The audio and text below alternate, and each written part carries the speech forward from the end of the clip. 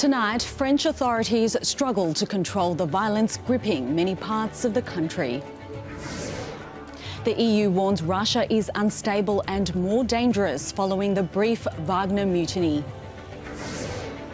The US Supreme Court bans affirmative action at universities.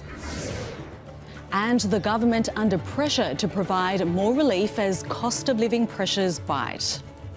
I'm Lin Evlin. This is SBS World News.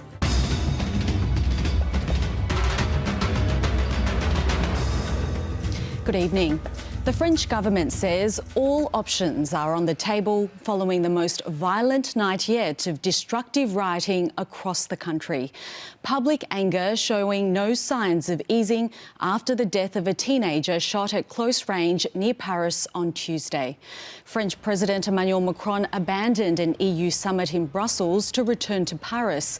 A short time ago, he chaired the second emergency cabinet meeting in as many days. Earlier, he said violence and destruction can't be justified. A French policeman has been charged with voluntary homicide following the shooting. More than 660 protesters have been arrested. France burning for a third night. These are the streets of Nanterre. Protesters hurling fireworks towards police. They respond with tear gas. This is a bus depot just north of Paris.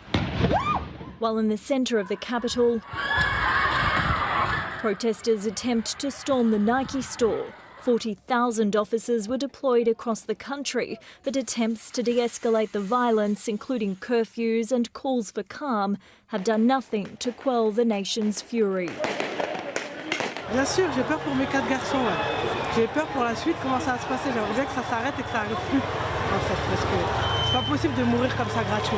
The riots erupting after 17-year-old Nael M was shot dead at point-blank range as he attempted to drive away from a traffic stop.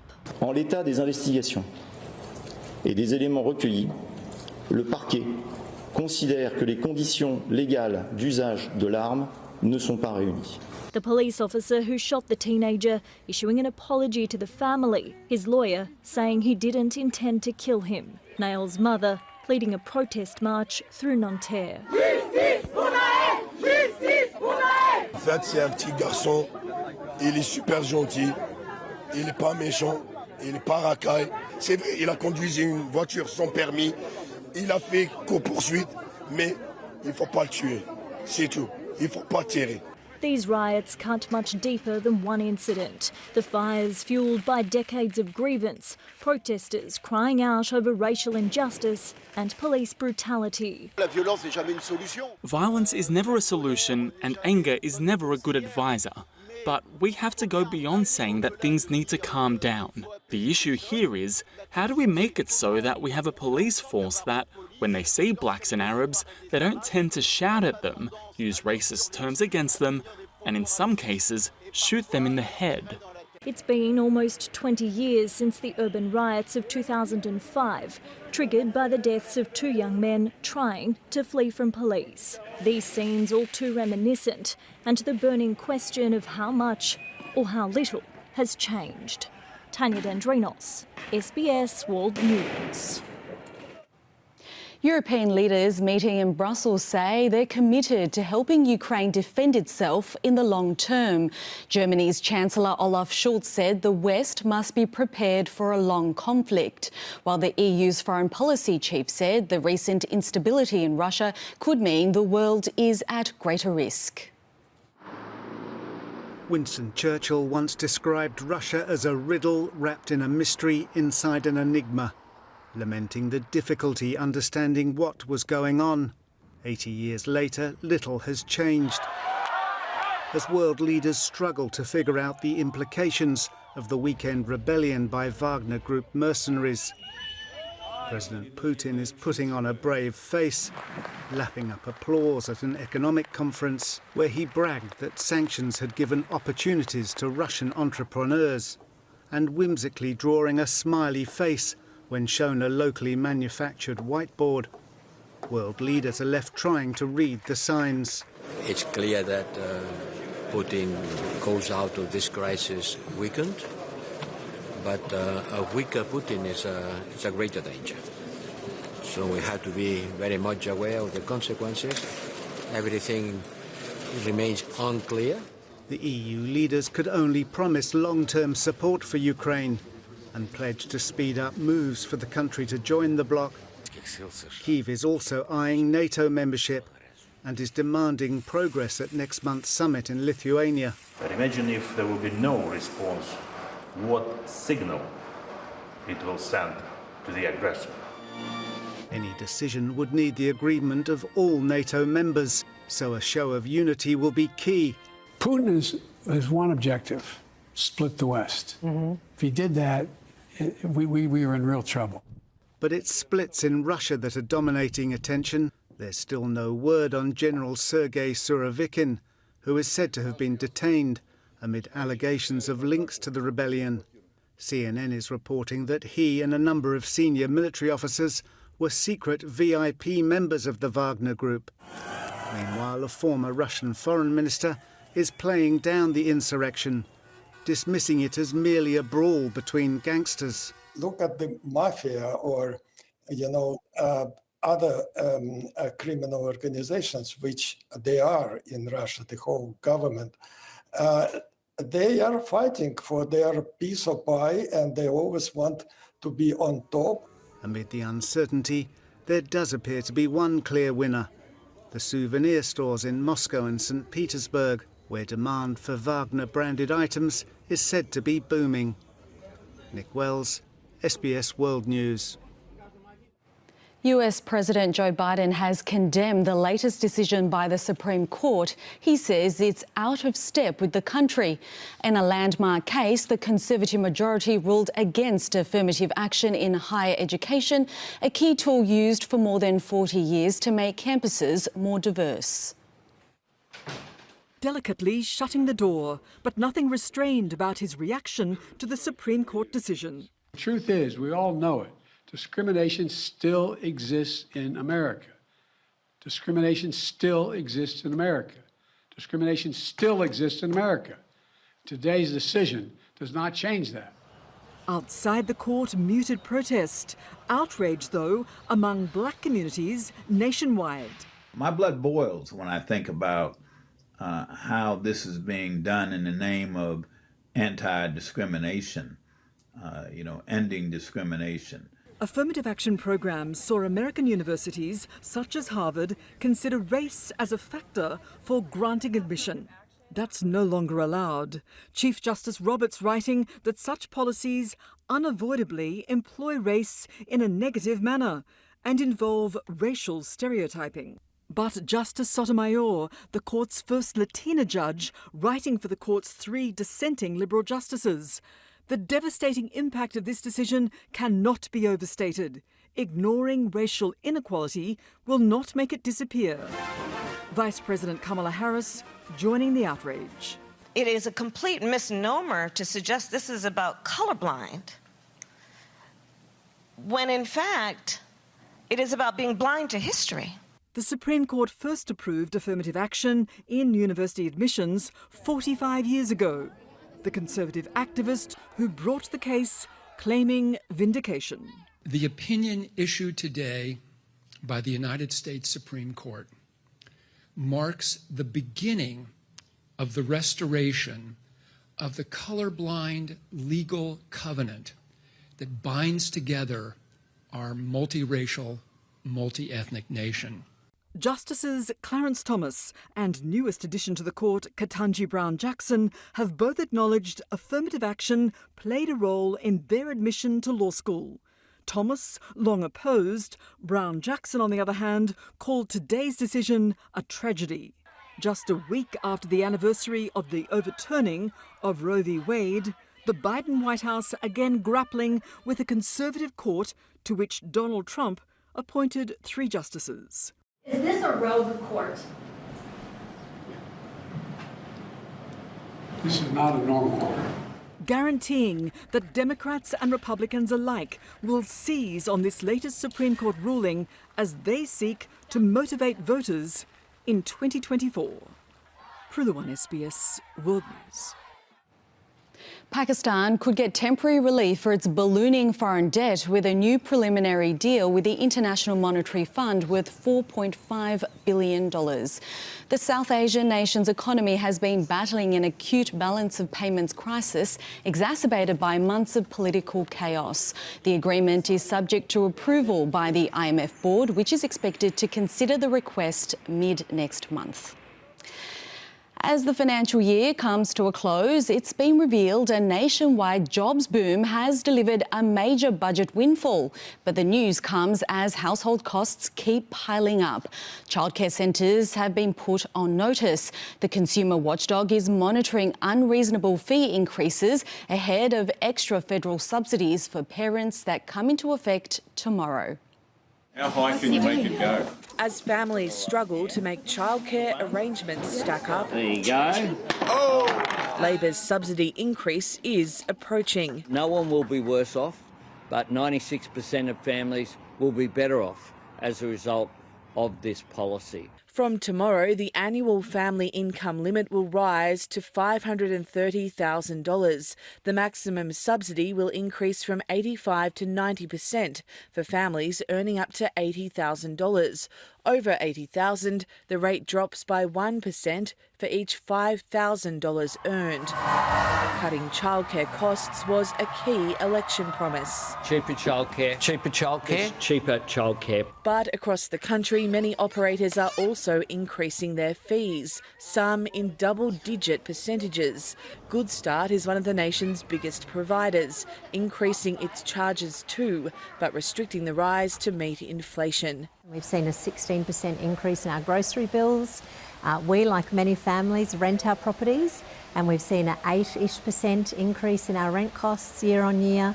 And also, of course, our biggest cost is our educators. At the same time, the not-for-profit is confident extra fees won't cancel out the subsidy. Our internal modelling says that even after the fee increase, at least 92% of our families will be better off. And some of them, most of them, will be significantly better off. The government says the consumer watchdog is monitoring centres. Wherever there is any attempt to exploit the fact that we are doing more for families, the ACCC has a watching brief on that. The ACCC is also investigating the energy market as another round of power price rises loom. There is a $3 billion package on the way, with federal and state payments reducing energy bills by up to $500. But increases of at least 25% could still flow through to many consumers.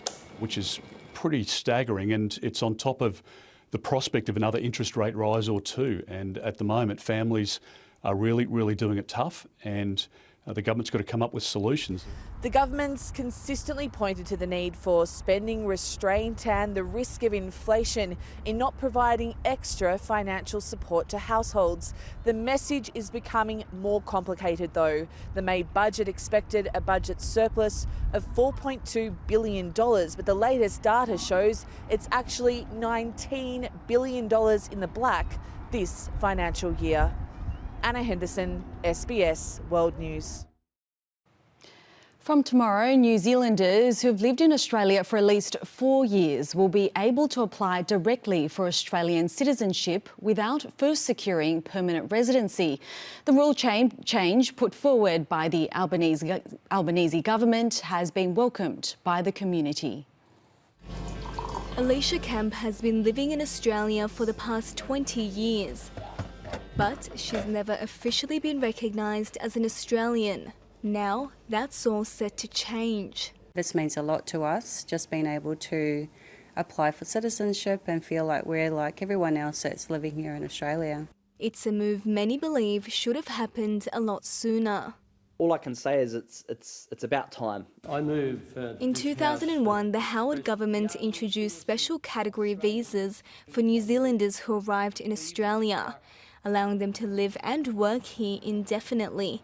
But citizenship was only available after applying for permanent residency. We put it off because of, I guess, the process involved, having to become a permanent resident first and then a citizen, and also the substantial costs involved. Without citizenship, New Zealanders can't vote in Australian elections. They also can't access HECS, the NDIS and some Centrelink support. The stripping away of rights for New Zealanders is unfair on its own, but it's also created some really terrible human rights consequences. That affected me hugely in a position where I was homeless. It would have been nice to have that support financially when I was going through that. Maori Pewhairangi, who works closely with the Maori and Pacific Island communities, says COVID highlighted the consequences of these restrictions. They had no financial assistance at all, and those that were casually employed, a lot of them went back to New Zealand. The changes will give many New Zealanders similar rights to Australians who move to New Zealand, who can apply for citizenship after living in the country for 5 years, giving them access to a wide range of government benefits. Citizenship also opens the door to the Australian Defence Force and federal agencies. For Lawrence, it's a chance at a long-held dream. I come from a proud family in New Zealand that has represented New Zealand in both wars. Even though I don't call New Zealand home, I still consider Australia my country, and I would like to serve in some capacity. The new citizenship pathway is estimated to affect around 350,000 New Zealanders living here, who can now plan their future with a little more certainty. Mahno Zanguri, SBS World News. Coming up, an officer found not guilty of failing to protect students in a school shooting.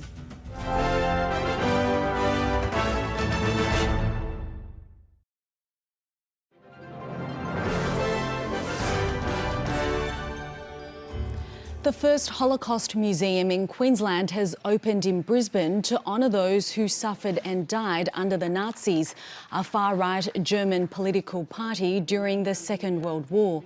Stories of survivors and their families feature prominently alongside tributes to those who risked their lives to save Jewish people.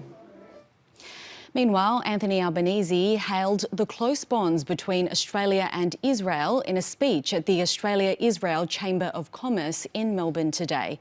His Labor government last year infuriated Israel by announcing Australia would no longer recognise West Jerusalem as Israel's capital.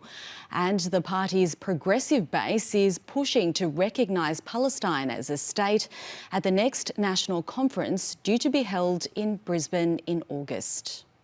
It is, of course, a great source of pride that Australia played the role that we did in the founding of the modern state of Israel.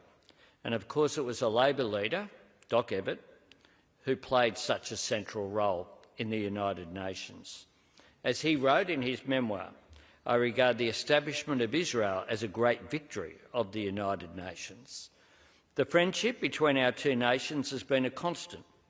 Australia supports democracy in Israel, just as we support it across the world. The mark of any true friendship is not just our willingness to stand up for each other, but also our candour. True friends want each other to be the best they can be. We continue Australia's support for a two-state solution. Israelis and Palestinians deserve to prosper in peace behind secure and recognised borders. The government that I lead will take a principled approach to these issues. Just as that will remain firm, so will the bonds between Australia and Israel. Anthony Albanese there, speaking at the Australia-Israel Chamber of Commerce. A former police officer has been acquitted of failing to protect students during a mass shooting at a Florida high school in 2018. 17 people were killed. In court, the families of the victims say they feel shattered by the verdict, insisting he could have done more to save their children who died. More than 5 years after the massacre at Marjory Stoneman Douglas High School, a not guilty verdict for the school's resource officer who stayed outside, failing to confront the gunman. We, the jury, find as follows as to the defendant in this case. The defendant is not guilty. The defendant is not guilty. We, the jury, find as follows as to the defendant in this case. The defendant is not guilty. Former Sheriff's Deputy Scott Peterson sobbing as the jury acquitted him on all 11 counts, including child neglect, culpable negligence, and perjury for the deaths and injuries of 10 people on the 3rd floor, which occurred while Peterson stood outside. That infamous video sparked outrage. Peterson branded a coward for taking cover for more than 40 minutes with his gun drawn, long after other officers stormed the building. Today's verdict leaving families of the victims in disbelief. Prosecutors argued Peterson's role as a resource officer made him a caregiver, but the defense called the argument ludicrous, insisting Peterson couldn't hear where the shots were coming from. The only person to blame was that monster. It wasn't any law enforcement. Nobody on that scene. Everybody did the best they could. We did the best we could with the information we had. Peterson then offering to meet with the families of the victims, but Tony Montalto, whose 14-year-old daughter Gina, one of the 17 victims killed in Parkland, doesn't want a meeting. No, bring me my daughter back. We'll all trade anything to get our kids back. And if that's not going to happen, why do we need to talk to this failure? He didn't do the right thing. He ran away. This trial, the first of its kind for police inaction, could have implications for similar cases, like in Uvalde, where the officers are under investigation. Victor Oquendo reporting from Florida. To sport, and in cricket, Nathan Lyons' Ashes series remains in limbo. The Australian spinner arrived at Lord's on crutches, with team doctors confirming he sustained a significant calf strain during play yesterday. But a decision on his availability for the rest of the tour will be made after the second test. Australia had a better start to day 3, the wicket of English skipper Ben Stokes triggering a lower order collapse. England all out for 325. At lunch, Australia none for 12 with a lead of 103.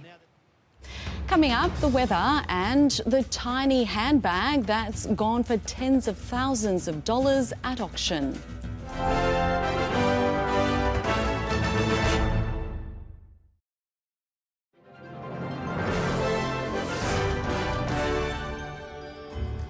As the annual Hajj pilgrimage in Saudi Arabia draws to a close, thousands of Muslim worshippers are throwing pebbles at 3 pillars representing Satan. It's a symbolic casting away of evil before pilgrims circle the Kaaba for a final time. The ritual is a reenactment of the story of the Prophet Ibrahim, who is said to have thrown stones at Satan to resist temptation. To the weather forecast now. In the major centres, partly cloudy for Sydney and Canberra, showers easing in Melbourne, an early shower or 2 in Hobart and Adelaide, sunny in Perth, partly cloudy for Darwin, cloudy also in Brisbane. Looking further afield, fine in Nandi, a few showers in Auckland and Wellington. In Southeast Asia, thunderstorms for Phnom Penh, rain in Kuala Lumpur, partly cloudy in Dili. Further north, fine in Beijing, rain in Tokyo, drizzle for Shanghai and Hong Kong. Heading west, hot in Beirut, Jerusalem and Baghdad, rain in Islamabad. To Europe, partly cloudy in Stockholm, rain in London, sunny in Madrid. In Africa, fine in Algiers, partly cloudy in Casablanca, rain in Dhaka and Lagos. In South America, thunderstorms in Caracas, a few showers in Panama City, clear skies for Lima. And for North America, fine in Vancouver, showers in New York, some fog in Los Angeles. It's smaller than a grain of salt, but this fluorescent handbag has just sold for almost $100,000 at auction. It's barely visible and was sold alongside a microscope, so you can actually see the bag. A New York-based art collective, Mischief, created it based on a popular Louis Vuitton design. And that's The World this Friday. I'm Lin Evlin. Good night.